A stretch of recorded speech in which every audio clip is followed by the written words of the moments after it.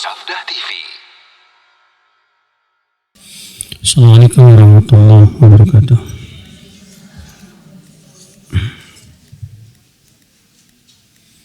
Alhamdulillah, nahmaduhu wa nasta'inuhu wa nastaghfiruh wa na'udzu billahi min shururi anfusina wa min sayyiati a'malina.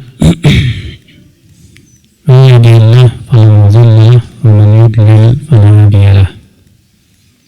Asyhadu an la ilaha illallah wahdahu la syarika lahu wa asyhadu anna Muhammadan 'abduhu wa rasuluh.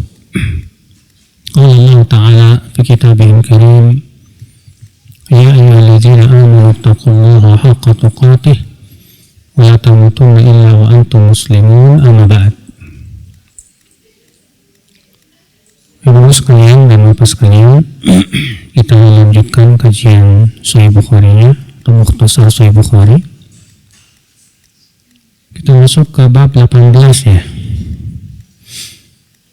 Bab ma yukrahu min at-tashdidi fil ibadah. Bab tidak disukainya berlebihan dalam ibadah.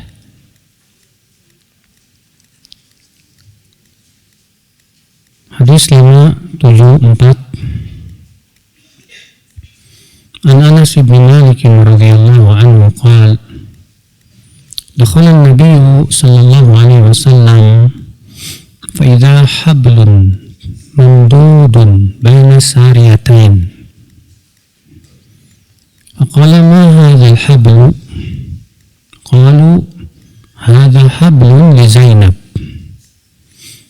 فإذا فترت تعلقت فقال النبي صلى الله عليه وسلم لا حلوه ليصلي أحدكم نشاطه فإذا فتر فليقعد.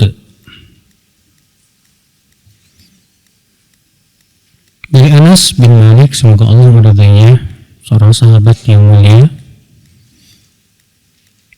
ia berkata, Nabi Shallallahu Alaihi Wasallam masuk ke masjid dan ternyata di situ ada hablun, tali tambang ya, mamdudun baina sariyatain, yang diikat di antara dua tiang. Lalu Nabi Shallallahu Alaihi Wasallam bersabda, tali milik siapa ini? Tali apa ini? Maka para sahabat bersabda, ini tali milik Zainab. Apabila ia telah lelah, ia salat sambil bergelantungan. Maka Nabi SAW bersabda, la, tidak boleh seperti itu. Hulluh, lepaskan tali ini. Liyusalli ahadukum nasyatah, hendaklah seseorang sholat dalam keadaan semangat. Fa idza fatara falyaq'ud, apabila ia telah lelah hendaklah ia duduk. Ya, hendaklah ia duduk. Di sini ibu-ibu sekalian menyebutkan tentang seorang sahabiat, yaitu istri Nabi Shallallahu Alaihi Wasallam, itu yang bernama Zainab. Zainab di sini ya para ulama menyebutkan ia adalah Zainab bintu Jahash, dan tali itu milik Hamnah bintu Jahash, karena Hamnah dengan Zainab itu saudarian, kakak beradik. Nabi Shallallahu Alaihi Wasallam kemudian masuk ke masjid, ternyata di situ ada tali yang terikat di antara dua tiang.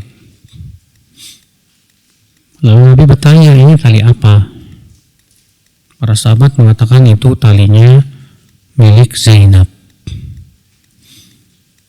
Iya, tujuannya apa? Tujuannya ia sholat sunnah di masjid, dan kalau sudah lelah dia sholatnya sambil gelantungan gitu, Bu. Iya. Maka Nabi mengingkari perbuatan ini. Nabi mengatakan la, tidak boleh seperti itu.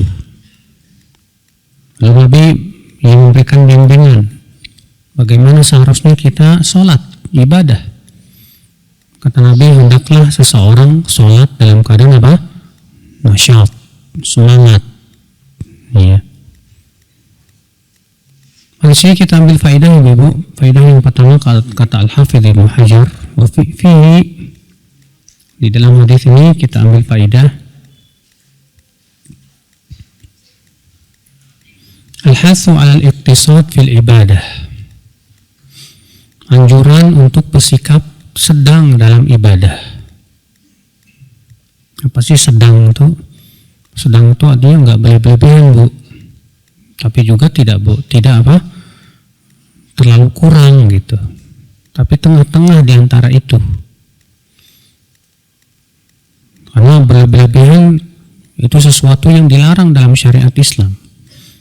Nabi bersabda, "Iyyakum wal ghulu fid din, fa innal ghuluwa ahlaka man kana qablakum." Jauhi oleh kalian sikap gulu, itu berlebihan. Karena sikap gulu itu telah membinasakan orang-orang sebelum kalian.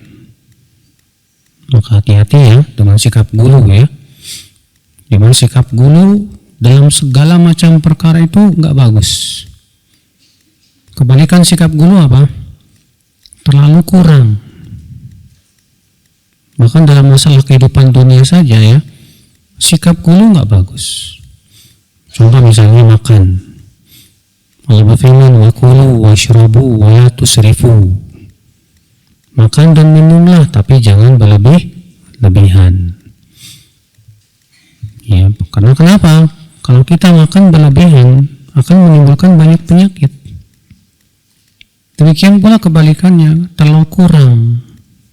Akibatnya apa? Sakit juga. Kita kekurangan nutrisi. Ya. Tidur juga nggak boleh berlebihan, nggak boleh juga kurang.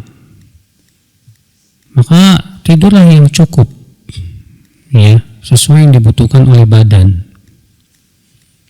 Demikian pula ibu-ibu dalam segala sesuatu, apalagi dalam masalah agama. Dalam masalah agama nggak boleh kita gulu berlebihan, ya, berlebihan dalam ngefans sama seorang ustadz.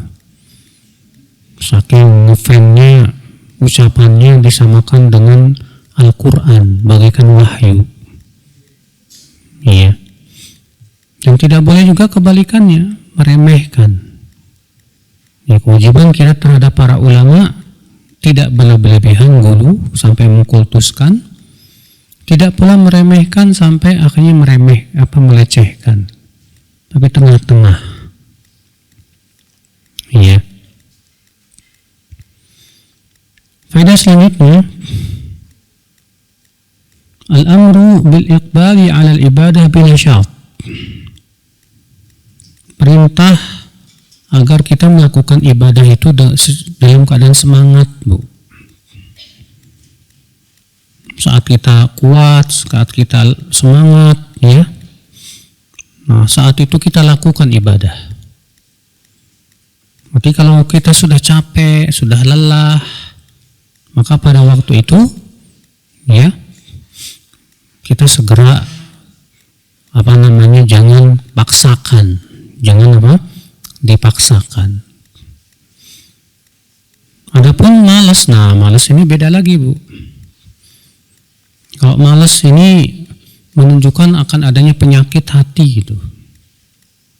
Kalau ada orang yang mau sholat malas, ya, itu menunjukkan akan adanya penyakit hati itu. Maka kemalasan harus dilawan. Kemalasan harus, ya, kita buang jauh-jauh. Kewajiban kita semangat dalam ibadah itu. Ya, ketika melakukan sholat 5 waktu kita semangat. Ketika kita mau puasa Ramadan ini semangat. Ya, makanya penting ya, semangat itu menunjukkan kepada apa? Ya, kesungguhan. Semangat itu menunjukkan kepada kesungguhan. Dan kesungguhan itu menunjukkan kepada keinginan yang kuat dan kejujuran, ya, dalam meraih surga Allah Subhanahu wa taala. Faedah selanjutnya, Fihi izalatul munkar bil yad wal lisan. Nah, di sini menunjukkan bolehnya mengingkari kemungkaran dengan tangan dan lisan.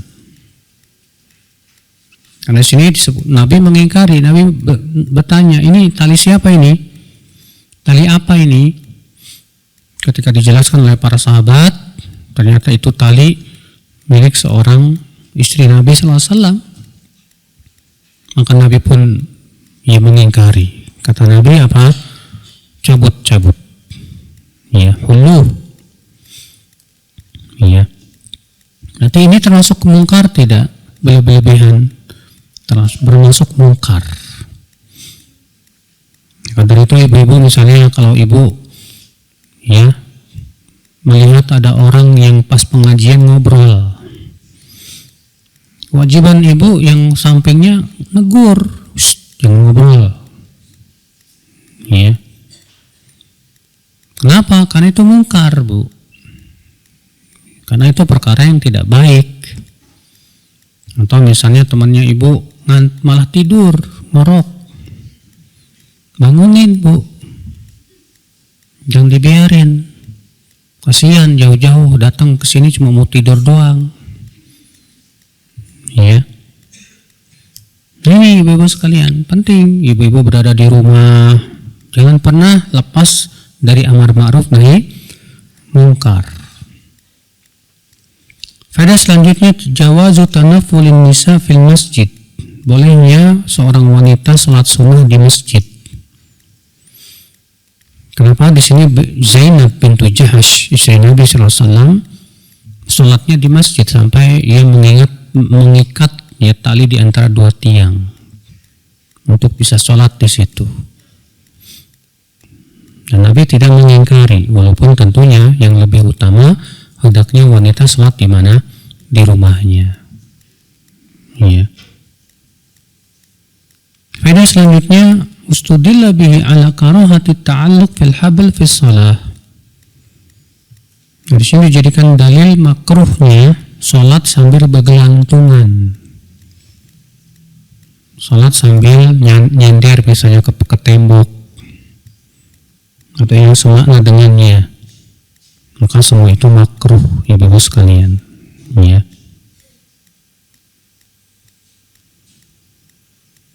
Baik, kita masuk ke bab berikutnya. Bab ma yukrahu min tarki qiyamil laili liman kana yaqumuhu. Bab makruhnya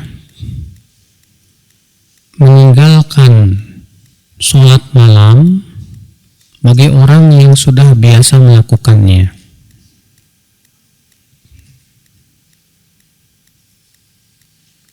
An Abdullah ibn Amr ibn al-As radhiyallahu anhuma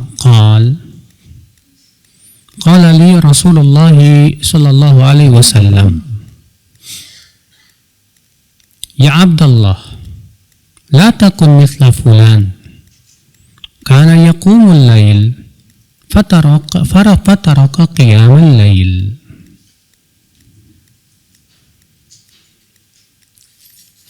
Dari Abdullah bin Amr bin al-As, semoga Allah meridainya, ia berkata, Rasulullah sallallahu alaihi wasallam bersabda kepadaku, hai Abdullah, kamu jangan seperti si fulan itu. Dia tadinya suka sholat malam, lalu ia sekarang tinggalkan sholat malam. Ya. Lihat Nabi sini menasihati seorang sahabat yang mulia yang bernama Abdullah bin Amr. Dan Abdullah bin Amr ini terkenal, Bu, seorang ahli ibadah yang luar biasa. Ya. Maka Nabi menasihati. Kata Rasulullah, ya Abdullah, kamu jangan kayak si fulan itu.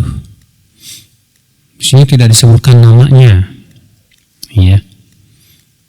Kenapa? Karena tujuannya adalah Nabi mengingatkan jangan sampai melakukan perbuatannya. Jangan sampai menyebutkan apa? Melakukan perbuatan dia tanpa menyebutkan apa? Nama. Iya. Kata Nabi SAW apa? Kamu jangan kayak si fulan itu. Dia tadinya suka sholat malam, dia tinggalin. Di sini kita ambil faedah Ibu. Faedah yang pertama, kata Ibnu Arabi, fi hadzal hadits dalilun ala anna qiyamal laili laisa biwajib. Hadis ini menunjukkan bahwa salat malam itu tidak wajib. Ya. Sebab kalau itu wajib, ya tentu Nabi tidak sebatas mengatakan jangan kayak si fulan. Dia biasa salat malam, tapi ia sekarang meninggalkannya. Karena sesuatu yang wajib, ya, orang pelakunya berdosa. Di sini kita ambil faedah yang kedua, Ibu-ibu, istihbabud dawam ala ma'tadahul mar'u min khair min ghairi tafriqin. Disunnahkan kita itu senantiasa dawam itu rutin, terus menerus, ya, di atas kebaikan yang kita sudah biasakan. Jadi kalau kita, Pak, Bu, sudah dibukakan oleh Allah sebuah pintu ibadah, jangan disia-siakan, ya. Misalnya ibu-ibu sudah dijadikan oleh Allah, dimudahkan oleh Allah ya untuk puasa Senin, Kamis. Alhamdulillah, pelihara terus tuh. Ya, jangan ditinggalkan kebiasaan baik itu. Atau ibu-ibu misalnya Allah bukakan pintu sholat tahajud. Alhamdulillah, itu wallahi pemberian yang luar biasa, Bu. Yang harus kita syukuri nikmat tersebut. Jaga baik-baik, jangan disia-siakan. Atau ibu-ibu Allah bukakan pintu zikir. Jaga baik-baik ya nikmat tersebut, ya. Jangan sampai kemudian dulu sih Masya Allah ahli zikir, sekarang nggak pernah zikir lagi, jadi ahli nonton. Kan nggak enak banget ya, Bu, ya. Dia itu bekas orang ahli zikir, kok bekas ahli zikir gitu loh. Sekarang bukan ahli zikir lagi dong. Mendingan mana, Bu? Bekas pencuri atau bekas orang soleh? Mendingan jadi bekas pencuri jadi orang soleh, kan gitu. Daripada dulunya soleh sekarang nggak soleh lagi. La ilaha illallah. Ini musibah besar, ibu-ibu sekalian. Ya. Karena itu kalau kita sudah diberikan oleh Allah kekuatan, ya, Allah bukakan pintu ibadah kepada kita, jaga terus, syukuri nikmat itu, Bu. Ya, dawamkan terus, rutinkan terus. Faedah selanjutnya, mustanbatu minhu karahatu qat'il ibadah wa illam takun wajibah. Itu makruhnya memutuskan ibadah yang sudah rutin, walaupun ibadah itu hukumnya sunnah bukan wajib. Walaupun itu sunnah, tapi kita usahakan jangan sampai kita putuskan, Bu. Terus, ya. Makanya pernah kita baca hadisnya, ya, karena ahabul amal ilaih adwamuhu wa in qalla. Amal yang paling disukai oleh Rasulullah SAW itu yang paling dawam, yang paling apa? Paling rutin. Ya walaupun sedikit nggak masalah. Daripada banyak nggak rutin, ya. Nah, ini akal Islam, ibu-ibu sekalian. Banyak diantara kita, ya, ketika Allah bukakan kepada kita kemudahan untuk melakukan suatu ibadah, kita menganggap itu bukan nikmat gitu loh. Karena selama ini kita menganggap nikmat itu ya kalau dikasih mobil, dikasih rumah, dikasih nikmat, rezeki gitu. Padahal ya, justru nikmat Allah berikan kepada kita, Allah bukakan kepada kita suatu pintu ibadah itu tak terhingga, Ibu. Luar biasa. Untuk kenikmatan yang lebih besar daripada kenikmatan dunia. Ya. Baik, kita lanjutkan Ibu sekalian masuk ke bab berikutnya, bab fadli man ta'arra minal laili fasalla.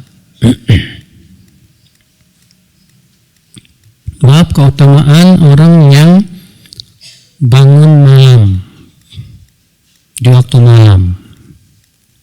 Ta'arra itu artinya istiqodo, bangun di waktu malam. Lalu ia sholat.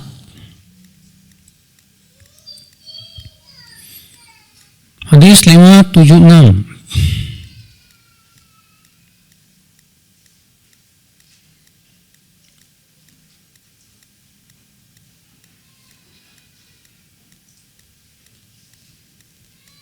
An Ubadah ibn Samit an Nabi sallallahu alaihi wasallam qala man ta'arra min al-laili faqala La ilaha illallah wahdahu la syarika lah lahul mulku wa lahul hamdu wa huwa ala kulli syai'in qadir. Alhamdulillah subhanallah wa la ilaha illallah wallahu akbar wa la hawla wa la quwwata illa billah. Thumma qala Allahumma ighfirli aw da'a ustujiba fa in tawadda'a qubilat salatuhu. Dari Ubadah ibn Samit dari Nabi SAW bersabda, siapa yang bangun di waktu malam, ta'arra itu ya, atayaqud ma'asaut, bangun sambil keluar suara gitu. Ketika ia bangun, yang terucap dari suaranya apa? La ilaha illallah wahdahu la syarikalah lahul mulku wa lahul hamdu wa huwa ala kulli syai'in qadir. Alhamdulillah subhanallah wa la ilaha illallah Allahu akbar la hawla wa la quwwata illa billah. Kemudian dia mengucapkan Allahumma ighfirli, ya Allah ampuni dosaku. Atau ia berdoa pasti diijabah.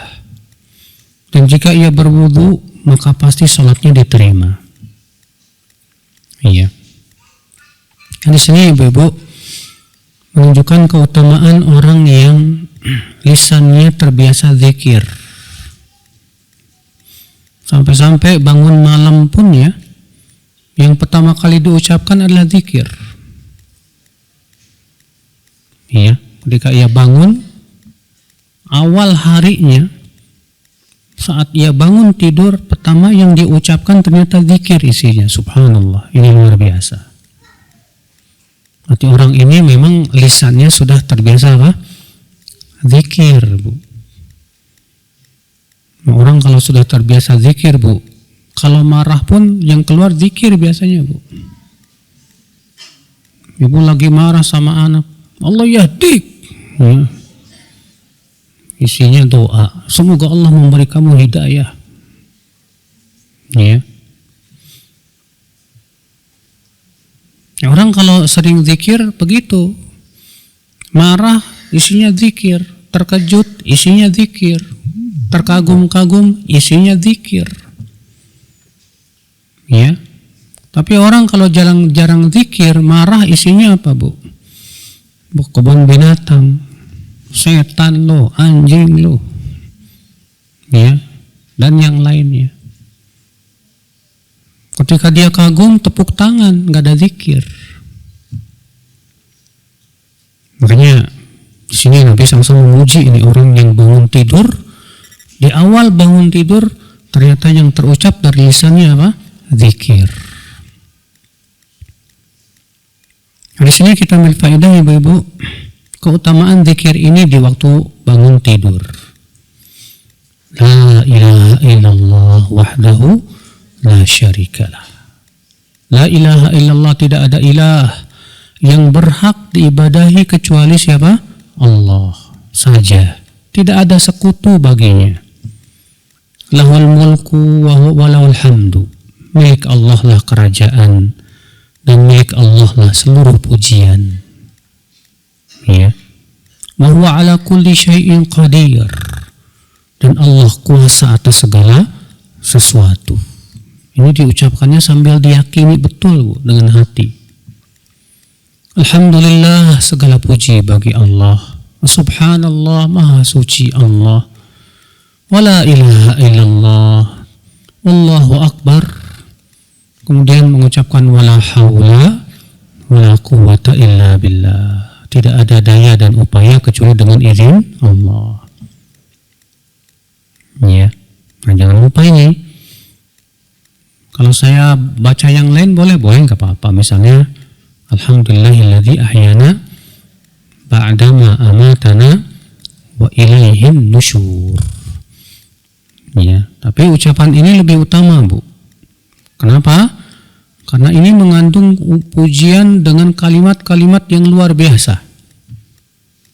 La ilaha illallah wahdahu la syarikalah, lahul mulku wa lahul hamdu wa ala kulli syai'in qadir. Alhamdulillah, subhanallah. Ini kalimat-kalimat yang luar biasa. Ya. Yang isinya apa? Mentauhidkan Allah, memuji Allah, mensucikan Allah dari kekurangan, ya, dan membesarkan Allah Subhanahu wa taala sebesar-besarnya, dan menyerahkan urusan kita kepada Allah, di mana kita mengakui bahwa kita tidak punya daya dan upaya kecuali dengan izin siapa? Allah Subhanahu wa taala.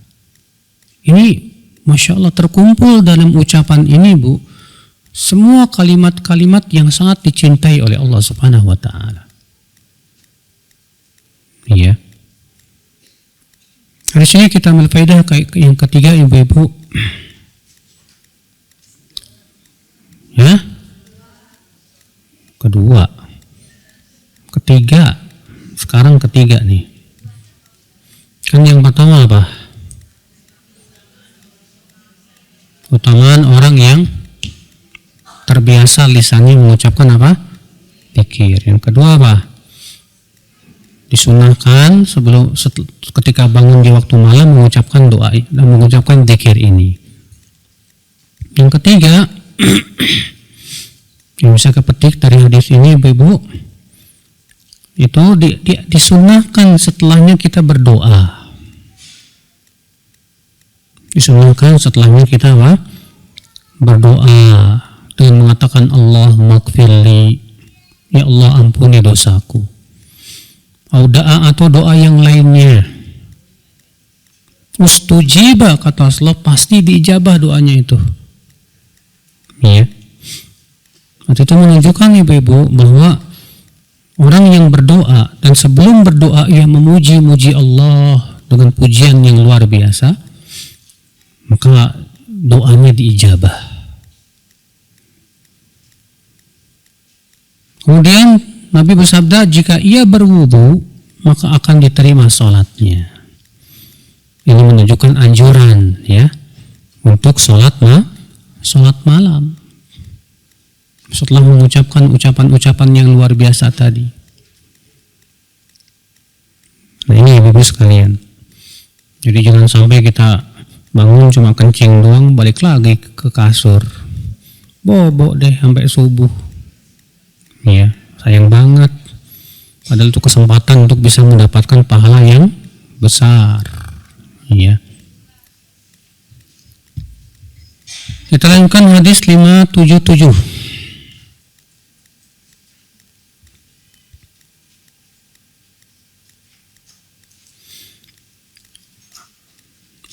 Anil Haytham bin Abi Sinan annahu sami'a Abu Hurairah radhiyallahu anhu wa huwa yaqsusu fi qasasihi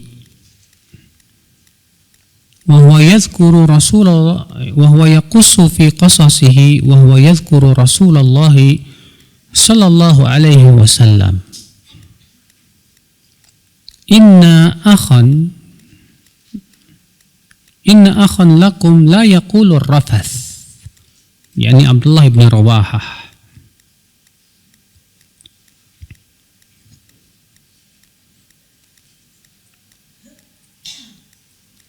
Wa fina Rasulullah yatlu kitabahu idan syaqqa ma'rufun minal fajri sati'u arana al-huda ba'dal ama faqulubuna bihi muqinatun annama qala waqi'u yabitu yujafi jambahu an firashihi idza istasqalat bil musyrikin al madaji'u. Ini syairnya Abdullah bin Rawahah. Abdullah bin Rawahah ini sahabat Nabi yang terkenal, Bu, penyair yang luar biasa. Iya.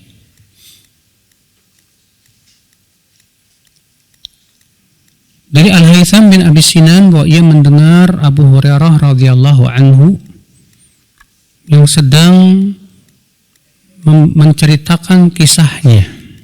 Maksudnya yaitu memberikan nasihat dan peringatan.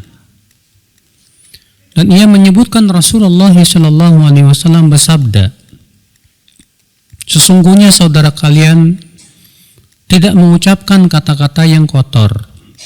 Maksudnya Abdullah bin Rawahah. Di mana ia berkata, wa fina Rasulullah yatlu kitabahu. Ya, pada kami ada Rasulullah yang senantiasa membacakan kitabnya, kitab Al-Quran. Idzan syaqqa ma'rufun minal fajri sati'u. Apabila telah terbit fajar yang telah diketahui, maksudnya fajar shadiq, ya. Maksudnya yaitu membacakan Al-Quran di sholat subuh, ya. Aranal huda ba'dal ama.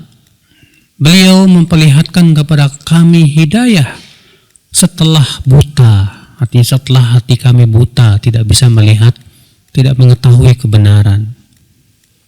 Faqulubuna bihi muqinatun. Maka hati-hati kami sangat yakin sekali kepada Rasulullah. Annama qala waqi'u. Dan bahwasanya apa yang diucapkan oleh Rasulullah itu pasti terjadi, pasti benar. Yabitu yujafi jambahu an firashihi. Ia melewati malamnya, menjauhkan lambungnya dari tempat tidurnya. Idza istasqalat bil musyrikin al madaji'u. Apabila telah merasa berat ketika menghadapi kaum musyrikin. Iya. Di sini Rasulullah SAW, ibu-ibu, membawakan syair sahabat Nabi SAW. Ini menunjukkan, ibu-ibu, ya, bolehnya bersyair. Bolehnya apa? Bersyair. Ya. Tapi tentunya, Bu, bersyair ada batasannya dalam syariat. Apa batasan dalam syariat, dalam syair itu, Bu? Pertama, tidak boleh kita disibukkan dengan syair. Tidak boleh kita disibukkan dengan apa? Syair, tapi kita hendaknya lebih menyibukkan dengan Al-Quran. Ya, makanya Nabi dalam hadis yang pernah lewat bersabda, Nabi SAW bersabda apa? La an yumla batnu ahadikum ya qayhan khairun lahu min an yumla syi'ra. Lebih baik perut seseorang dipenuhi oleh nanah daripada dipenuhi oleh syair. Nabi mengatakan lebih baik perut seseorang itu dipenuhi oleh apa? Nanah daripada dipenuhi oleh apa? Syair. Ya. Sehingga itu menunjukkan bahwa tidak boleh kita berlebihan sibuk dengan syair. Ya, sebagian pemuda terkadang sibuk dengerin apa, Bu? Seneng dengerin nasyidan. Sampai hafal di luar kepala. Sehingga akhirnya dia lebih senang dengar nasyid dibandingkan mendengarkan Al-Quran. Wah, ini sudah bahaya ini. Kalau sudah seperti itu, ya. Bersyair boleh, tapi tadi yang pertama tidak boleh sibuk dengan apa? syair dari Al-Quran. Sekali-kali aja nggak masalah. Makanya para ulama terkadang ketika mereka telah lelah dari menuntut ilmu, mereka kemudian bersyair untuk menghilangkan kebosanan. Ya, sebatas menghilangkan kebosanan saja. Yang kedua, syair itu ibu-ibu sekalian isinya bukan keburukan, tapi isi syair itu kebaikan. Yang ketiga, tidak boleh disertai dengan nada-nada yang melalaikan, yang memfitnah. Karena kan terkadang sebagian orang melagukannya, Bu, dengan nada-nada yang membuat hati kita jadi terfitnah gitu, Bu, terbuai. Iya. Maka kalau sudah seperti itu masuk, ya jadi ghina jadinya. Jadi apa? Jadi ghina. Ghina itu jadi apa? Lagu, nyanyian. Nah itu kalau sudah seperti itu sudah jadi tercela itu, Bu, dicela oleh para ulama. Makanya Abdullah bin Mas'ud ketika menafsirkan firman Allah dalam surat Luqman ayat 3 ya. Wa minan nasi may yashtari lahwal hadisi liyudilla an sabilillah. Di antara manusia ada yang membeli lahwal hadis untuk menghalang-halangi manusia dari apa? Dari jalan Allah. Kata Abdullah bin Mas'ud apa?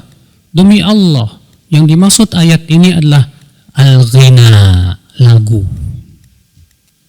Sampai beliau bersumpah 3 kali, demi Allah, yang dimaksud dengan ayat itu adalah lagu. Jadi syair jangan berubah jadi lagu, Bu. Ya. Sebab lagu itu sudah bisa melalaikan itu, Bu. Makanya para ulama salaf mencela lagu. Ya. Apa kata Al-Imam Abu Hanifah? Kata Imam Abu Hanifah, ya, orang yang bernyanyi di sisi kami dia adalah orang fasik. Demikian pula Imam Malik mengatakan al-ghina mumbitun nifaq. Lagu itu menimbulkan kemunafikan. Ya. Banyak lagi ucapan-ucapan salaf yang mencela lagu itu, Bu. Walaupun sebatas bersyair sekali-kali boleh, nggak masalah. Ya, tapi dengan syarat tadi isinya kebaikan. Ya.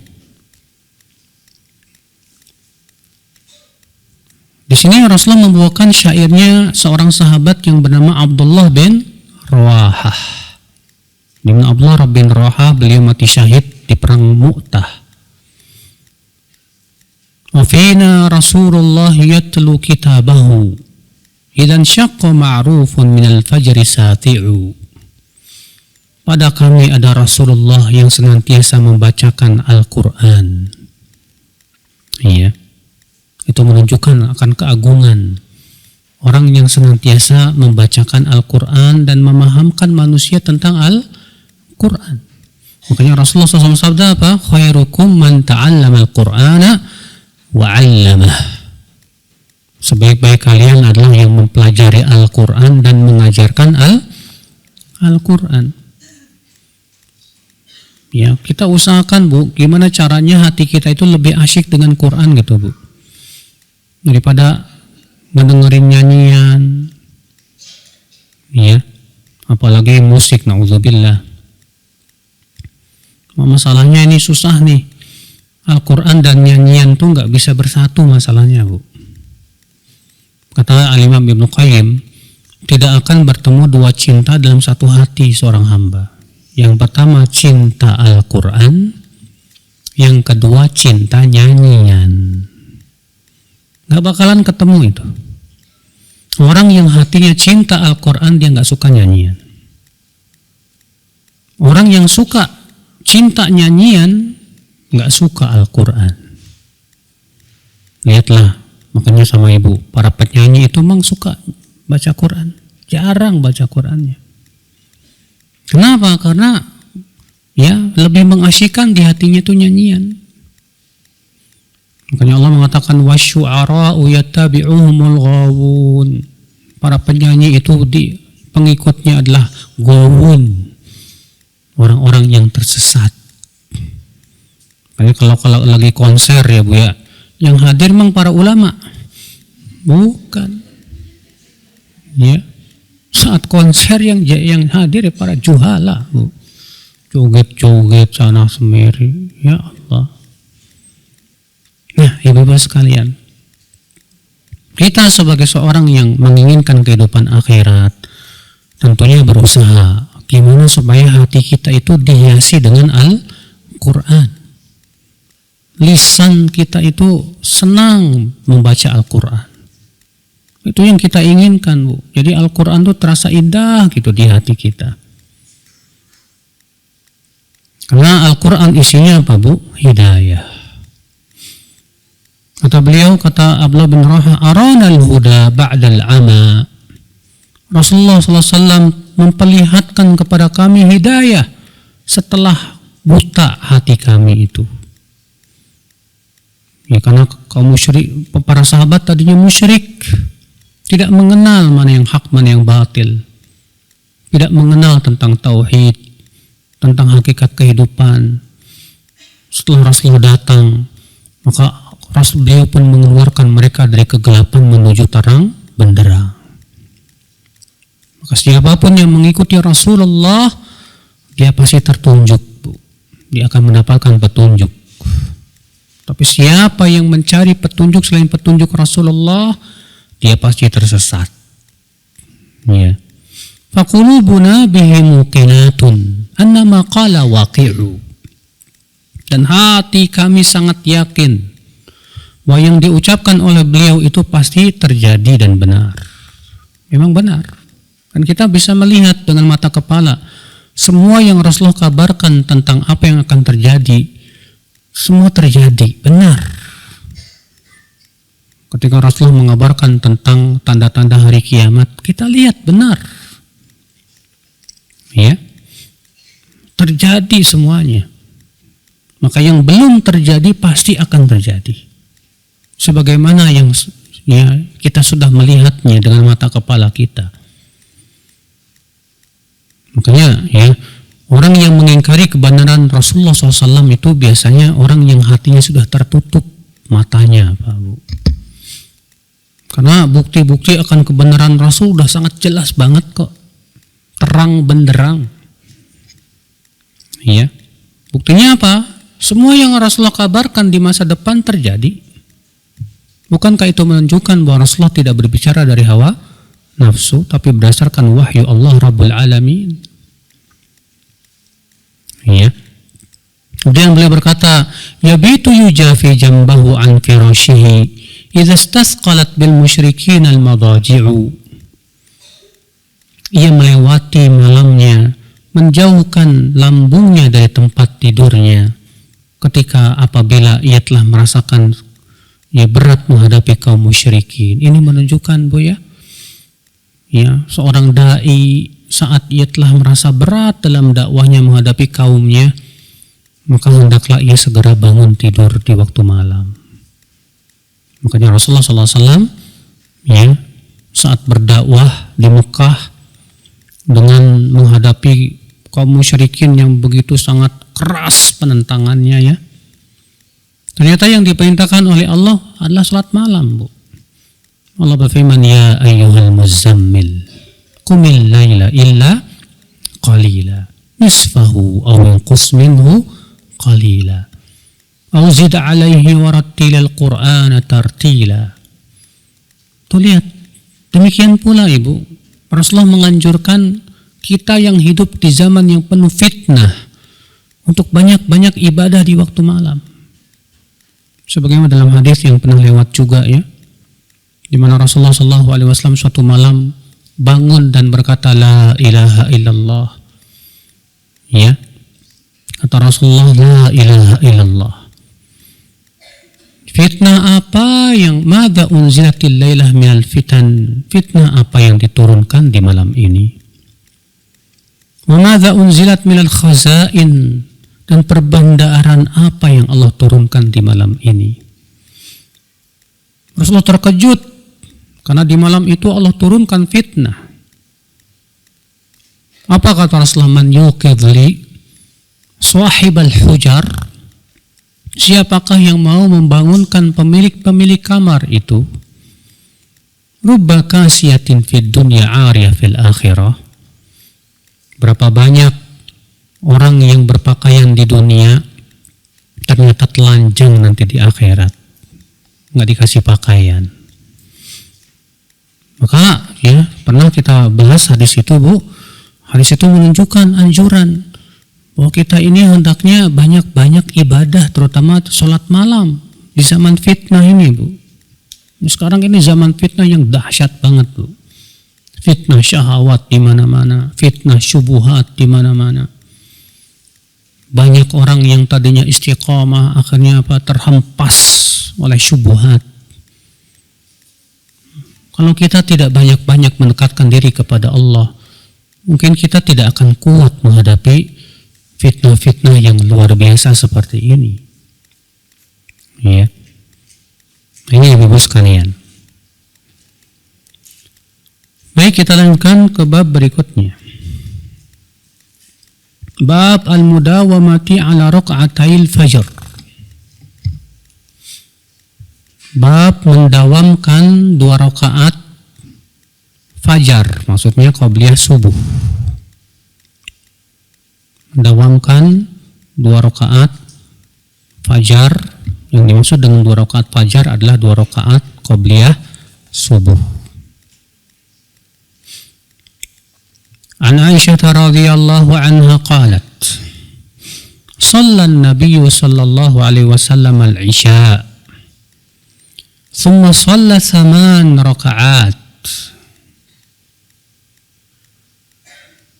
wa raka'ataini jalisa, wa raka'ataini baina an-nida'aini, wa lam yakun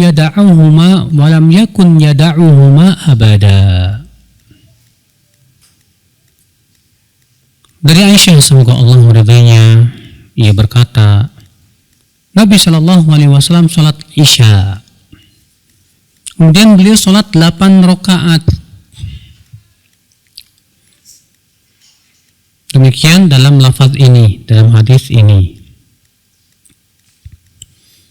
Sementara dalam lafaz seorang perawi yang sangat thiqah bernama Laits dengan lafaz kana yusalli bi 13 raka'ah, 9 qa'ima wa raka'ataini wa huwa jalis.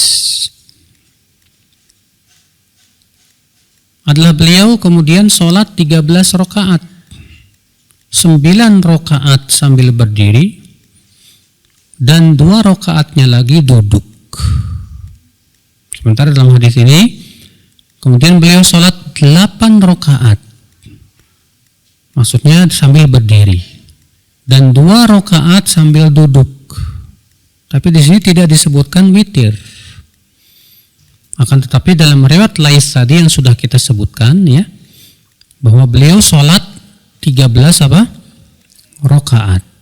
9 rakaatnya sambil berdiri dan 2 rakaatnya sambil duduk. Ya. Dan 2 rakaat di antara 2 adzan, maksudnya antara adzan dan iqamah, maksudnya qabliyah subuh. Walam yakun yada'uhuma abada, dan Nabi tidak pernah sekalipun meninggalkan qabliyah subuh. Nabi tidak pernah meninggalkan sekalipun qabliyah subuh. Sehingga akhirnya sebagian ulama seperti Al-Hasan Al-Basri menganggap qabliyah subuh itu wajib. Ya. Bahkan sebagian ulama mengatakan bahwa itu hukumnya fardu.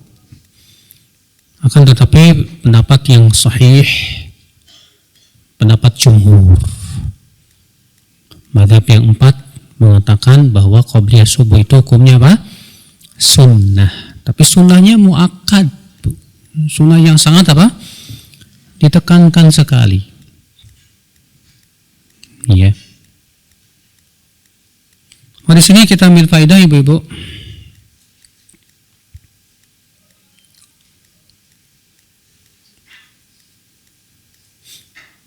Di sini menunjukkan bolehnya sholat tahajud setelah sholat isya di awal malam.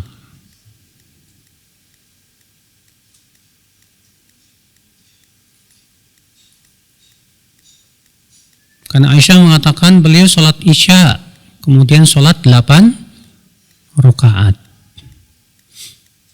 Boleh, namun tentunya yang sering Rasulullah lakukan itu pada sepertiga malam. Itu kebiasaan Rasulullah SAW. Tapi kalau misalnya ibu saya mau sholat tahajudnya di awal malam aja, boleh nggak?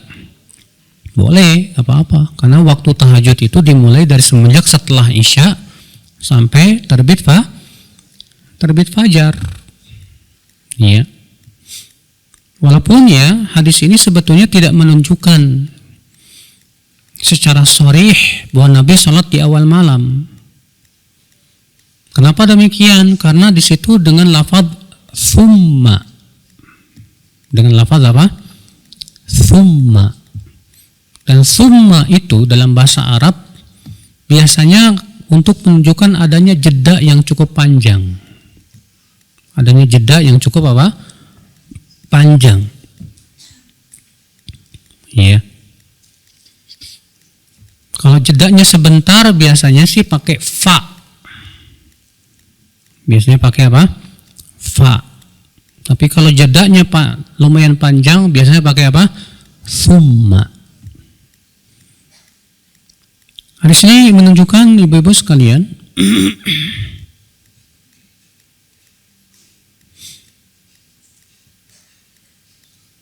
bolehnya seseorang sebagian sholat malamnya berdiri dan sebagian lagi duduk. Misalnya ibu sholat 11 rakaat, kemudian ibu 8 rakaatnya berdiri, 2. Atau misalnya 6 rakaatnya berdiri. Setelah itu karena capek, lemes, aduh capek ya karena ibu misalnya bacanya sampai Al-Baqarah, Ali Imran, karena panjang misal. Ya. Makanya ibu setelah itu sholat sisanya duduk. Boleh tidak? Boleh. Nggak apa-apa. Iya. Kenapa? Karena di sini Nabi SAW melakukan demikian, ibu-ibu sekalian. Iya. Hadis ini kita ambil faedah ibu-ibu, bolehnya seseorang witir 9 rakaat. Sebagaimana dalam lafaz Lais. Dalam lafaz yang dibawakan Imam Lais, wa Nabi SAW sholat 9 rakaat berdiri. Setelah itu kemudian 2 rakaat duduk. Ya. Jadi witirnya 9 rakaat. Iya. Dalam hadis Aisyah pun Nabi pernah sholat witir 9 rakaat, Bu. Ya. Duduknya tahiyat awalnya di rakaat yang ke-8. Kemudian tahiyat akhirnya di rakaat yang ke-9. Lalu setelah itu Rasulullah SAW sholat 2 rakaat. Iya. Seperti ini boleh, nggak apa-apa. Walaupun tentunya yang sering dilakukan oleh Rasulullah SAW itu 2. Iya. Kemudian witir 1 rakaat. Iya. Kita masuk ke bab berikutnya, bab ad-dij'ah ala syiqqil ayman atau ad-dij'ah ala syiqqil ayman ba'da raka'atil fajr. Bab berbaring di atas rusuk yang kanan setelah sholat 2 rakaat fajar, itu qabliyah subuh. Tidak disebutkan di sini hadisnya, namun dalam Sahih kita akan bacakan hadisnya dalam Sahih Bukhari. Berkata Imam Bukhari, haddatsana Abdullah bin Yazid qala haddatsana Sa'id bin Abi Ayyub Qala haddatsani Abul Aswad an Urwah ibn Zubair an Aisyah radhiyallahu anha qalat kana an-nabiy sallallahu alaihi wasallam idza shalla rak'atail fajr ittaja'a ala shiqqihil ayman. Aisyah radhiyallahu anha berkata, adalah Nabi sallallahu alaihi wasallam apabila telah salat 2 rakaat fajar, beliau berbaring di atas rusuknya yang kanan. Beliau berbaring di atas rusuknya yang kanan. Ya. Hadis ini Ibu menjadi perselisihan para ulama. Apakah berbaring di atas rusuk yang kanan itu hukumnya sunnah atau wajib? Atau tidak wajib? Ya. Jumhur ulama berpendapat bahwa berbaring di atas rusuk yang kanan setelah sholat 2 rakaat qabliyah subuh itu hukumnya sunnah saja. Ya. Sebagian lagi berpendapat bahwa itu sunnah bagi orang yang sholat tahajud aja. Adapun yang nggak sholat tahajud nggak sunnah. Kenapa? Kata mereka karena tujuannya dalam rangka istirahat. Dalam rangka apa? Istirahat dari lelahnya sholat malam. Iya. Sebagian ulama lagi berpendapat bahwa ini hukumnya wajib, bahkan tuh syarat sahnya sholat subuh. Itu pendapat Ibnu Hazm. Tapi ini pendapat yang sangat lemah, Ibu sekalian. Iya. Sebagian lagi mengatakan bahwa ini sunnahnya hanya di rumah saja dan tidak disunnahkan di masjid. Dan ini pendapat yang paling kuat, bahwa itu disunnahkannya hanya di mana? Di rumah, tidak di masjid. Kenapa? Karena tidak pernah ada satupun riwayat para sahabat berbaring setelah qabliyah subuh di masjid. Bahkan yang ada adalah pengingkaran dari sebagian sahabat seperti Abdullah bin Umar. Dalam sebuah riwayat yang sahih, beliau mengatakan beliau melempar dengan kerikil orang yang berbaring setelah sholat qabliyah subuh. Ibnu Mas'ud bahkan juga menganggap itu bid'ah. Ya. Wallahu a'lam. Akan tetapi sekali lagi ini hukumnya sunnah dan Nabi pun tidak mendawamkannya sebagaimana dalam bab berikutnya. Bab man tahaddatsa ba'da rak'ataini wa lam yattaji. Bab orang yang berbincang-bincang ngobrol setelah salat 2 rakaat sebelum subuh dan tidak berbaring. Dan tidak apa? Berbaring. Tidak sebutkan juga hadisnya, kita bacakan dalam Sahih Bukhari. Haddatsana Bishr bin Al-Hakam qala haddatsana Sufyan qala haddatsani Salim Abu Nadhr an Abi Salamah an Aisyah radhiyallahu anha anna an-nabiy sallallahu alaihi wasallam kana idza shalla fa in kuntu mustayqadatan haddatsani wa illa taja hatta yu'addan bis-shalah atau hatta yu'dzana bis-shalah. Nabi sallallahu alaihi wasallam apabila telah sholat, maksudnya sholat fajar qabliyah subuh, jika aku bangun, beliau pun mengajak bicara aku. Jika aku tidur, maka beliau pun berbaring sampai kemudian diberitahukan untuk sholat. Ya. Ini ibu-ibu sekalian, Aisyah radhiyallahu anha mengatakan bahwa Rasulullah sallallahu alaihi wasallam itu kalau Aisyah bangun ngobrol dengan Aisyah. Tapi kalau Aisyah sedang tidur, Rasulullah pun kemudian berbaring di atas rusuknya yang kanan. Sehingga dijadikan dalil bahwa ini menunjukkan bahwa Rasulullah tidak mendawamkannya. Nabi melakukannya sesuai dengan keadaan istrinya. Kalau istri bangun, maka Rasulullah mengajak ngobrol Tentu menunjukkan akan adab seorang suami terhadap istri ya. Banyak suami kalau di luar rumah itu wah ngoceh sana sini. Pas di rumah pendiamnya luar biasa. Istrinya nggak pernah diajak ngobrol, anaknya nggak pernah diajak ngobrol, ya. Ini tentunya ibu-ibu menunjukkan akan ya akhlak yang tidak baik, ya. Baik, saya kira cukup sampai di sini. Baik, kita tutup. Subhanallah bihamdik, asyhadu an la ilaha illa anta, astaghfiruka wa atubu ilaik. Assalamualaikum warahmatullahi wabarakatuh.